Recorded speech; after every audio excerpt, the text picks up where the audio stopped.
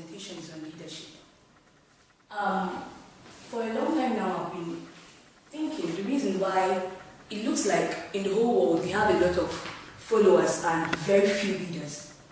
And this made me to bring up a presentation like this, because everyone has to discover what he or she was born to do and know that he's not just a mere follower, but a leader also.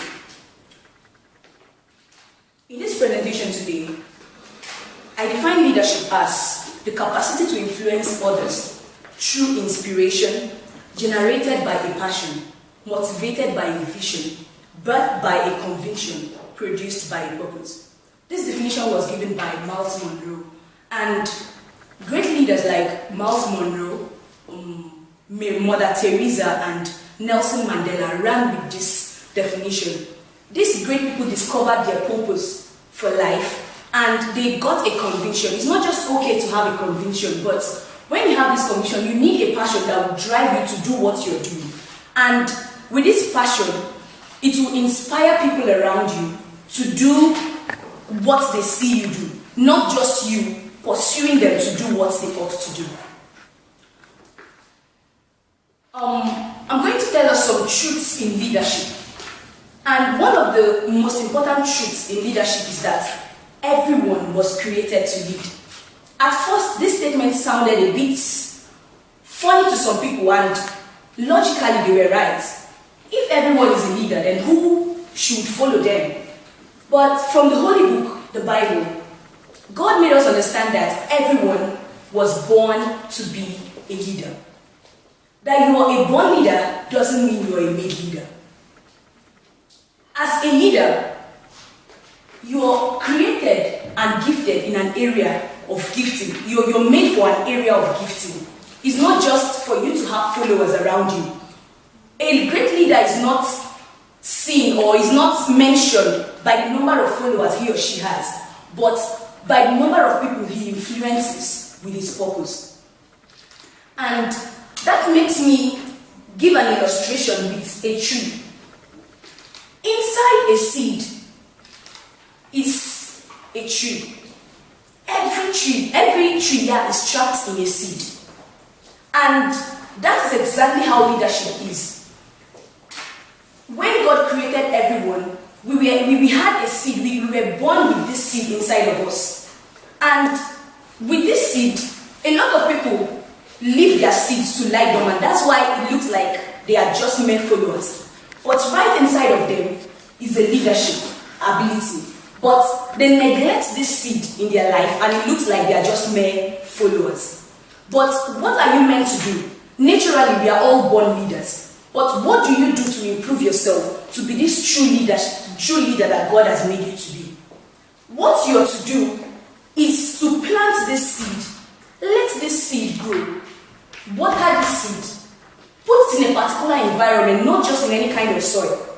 And this environment may mean leaving the kind of place you've grown up within, the place you grew up, or leaving the kind of friends you've always had.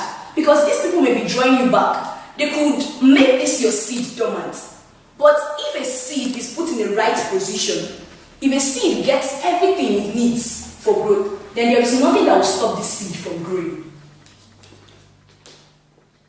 The process of the growth of these trees, it may not be so easy for the tree, because it may go through pruning and many other things that may not look so nice. And one very wonderful thing I noticed when a tree is growing is that most times no one looks out for a growing tree. Everyone goes for a tree that already has fruits inside of it or growing out of it. The process is just left for the tree and whoever that planted the tree to take good care of it. So if you have this seed inside of you, what do? Forget what people are saying. Forget who is around you. Cultivate the seed. Make the seed grow. Give the seed whatever it is it desires to grow. And watch out, within a short while or even a long while, this tree will grow. And something else I noticed is that true trees don't bring their fruits to you. Have you ever seen a tree bring its fruit to you? No. You go for the fruit on a tree. And that's exactly how leadership is. But it looks like normally the people that brought about leadership, the Greeks, they had an ideology that is still ruling the world today.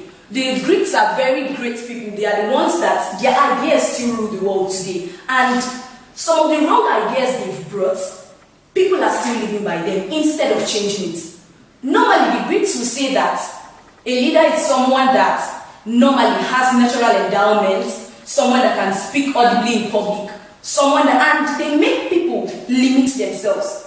If you discover that naturally you are not just the outspoken person, naturally you're not the one that just makes move that way, you feel, oh, I'm not meant to lead.